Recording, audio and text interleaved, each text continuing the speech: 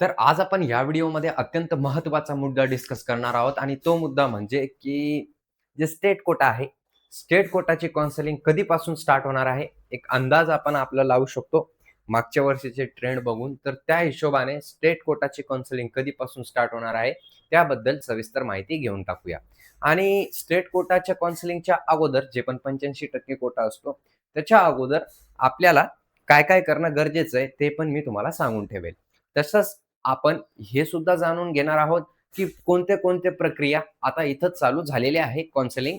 जे पण नीट 2026 जी झाली होती, तर त्याचा रिझल्ट सुद्धा आलेला होता. रिझल्ट यायला यायला पण खूप वेळ झालेला आहे. आता पुढच्या प्रक्रिया काय-काय चालू आहे, त्याबद्दल सुद्धा आपण सविस्तरपणे चर्चा करून घेऊया. तर सगळ्यात अगोदर जर का तुम्ही चॅनलवरती नवीन असाल, तर चॅनलला सबस्क्राईब करायला विसरू नका. सोबतच तुमचे जे पण काही प्रश्न असतील, ते प्रश्न तुम्ही मला कमेंट सेक्शनमध्ये विचारू शकता. ठीक आहे, चालेल. आता तुम्हाला जर का तुमचं ड्रीम कॉलेज हवं आहे, तुमचं ब्रांच प्रिडिक्शन एकदम परफेक्ट हवी असेल किंवा तुम्हाला एकदम परफेक्टच काउन्सेलिंग करायची असेल, तर तुम्ही डायरेक्टली मला 7887559633 या नंबरवरती संपर्क साधू शकता. ठीक आहे. अथवा व्हिजिट द्यायची असेल, परस्पर भेट द्यायची असेल, तर तुम्ही मला माडा कॉलनी, भोकरदन इथं काय करू शकता, व्हिजिट देऊ शकता. व्हेरियस ऑप्शन तुमच्याकडे तुमच्या मार्कवरती तुम्हाला दाखवण्यात येईल. ठीक आहे. आता इथं कंप्लीट जी काउन्सिलिंग आहे ती 5,000 ची राहणार आहे आपली.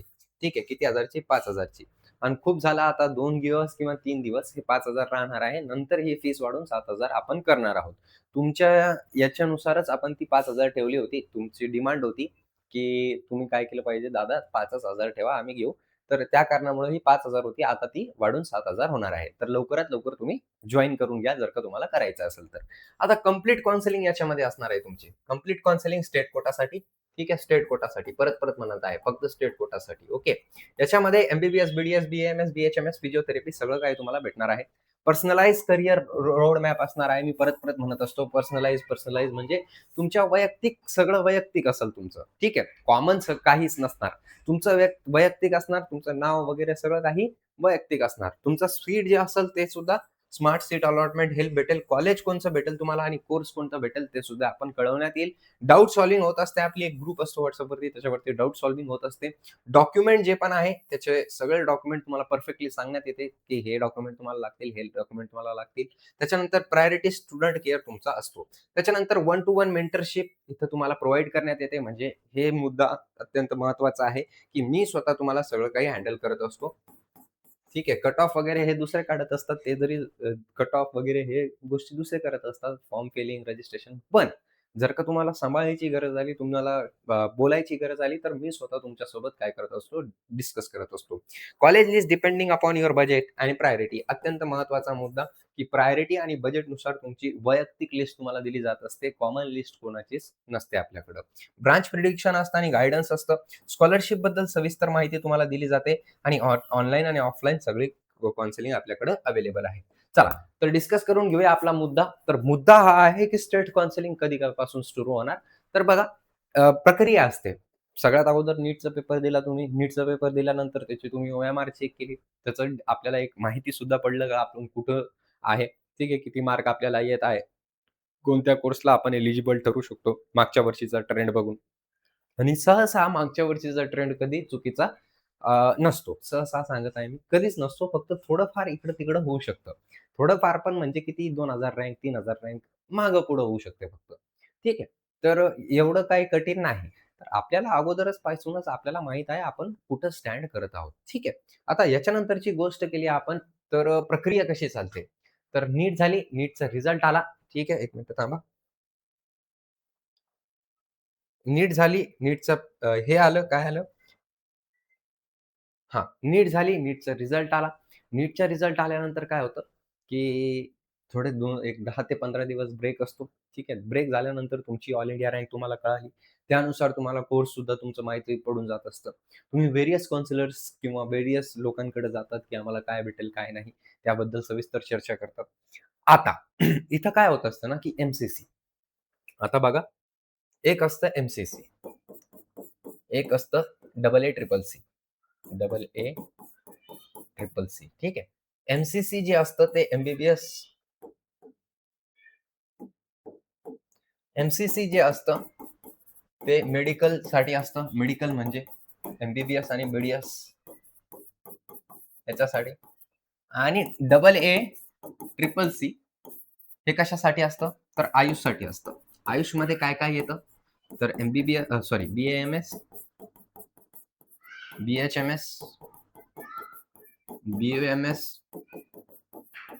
BNYS आणि BSMS.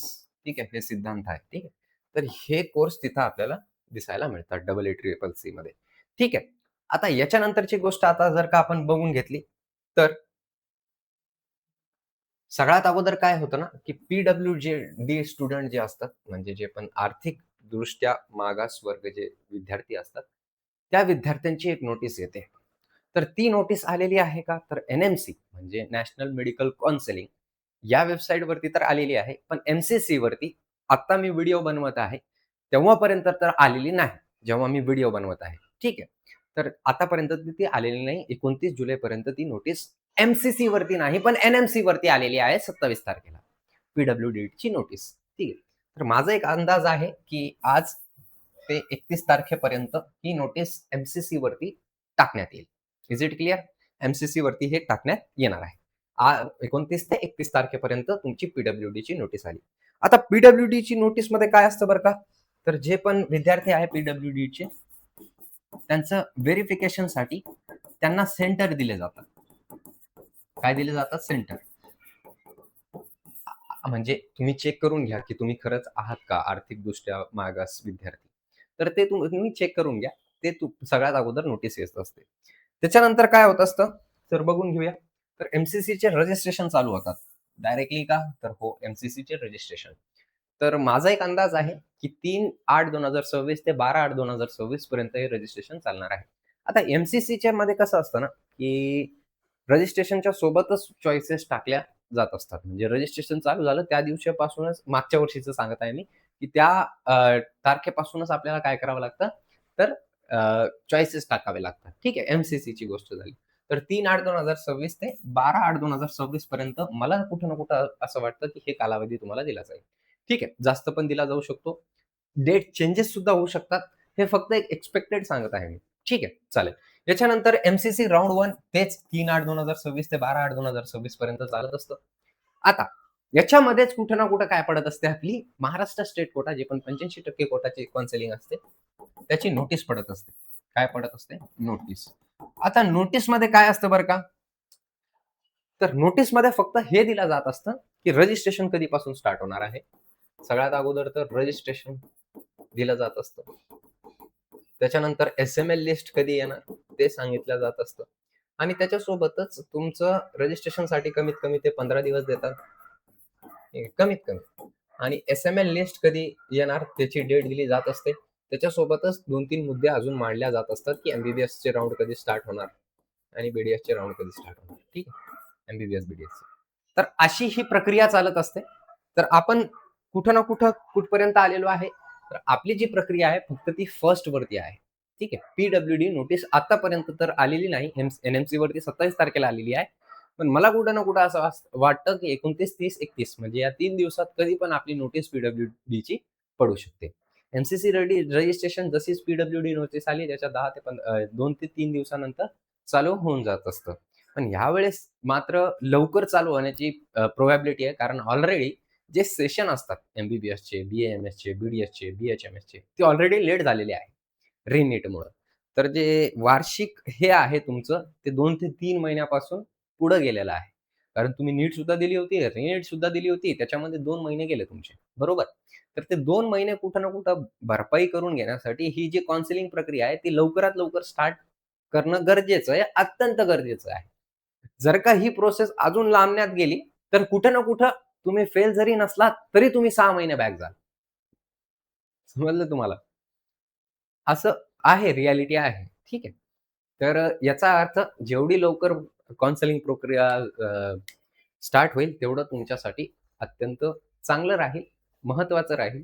जेणेकरून तुमचं जे पण वार्षिक इयर आहे, जे पण तुमचं हे आहे, शिकण्याचं इयर असतो, ते कुठं ना कुठं त्याच्यामध्ये तुमचं नुकसान झालं नाही पाहिजे. म्हणून हे लवकरात लवकर सरकारनं स्टार्ट केलं पाहिजे. ठीक आहे. सो आय होप तुम्हाला ही माहिती कळाली असेल, की स्टेप कसे असतात आणि काय-काय होत असतात.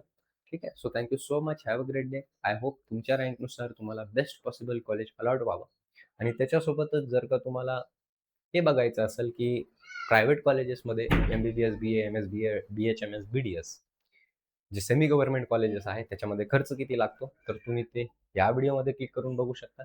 त्याच्यासोबतच कट ऑफ बघायचा असेल, तर या व्हिडिओमध्ये तुम्ही क्लिक करून ते बघू शकता. धन्यवाद.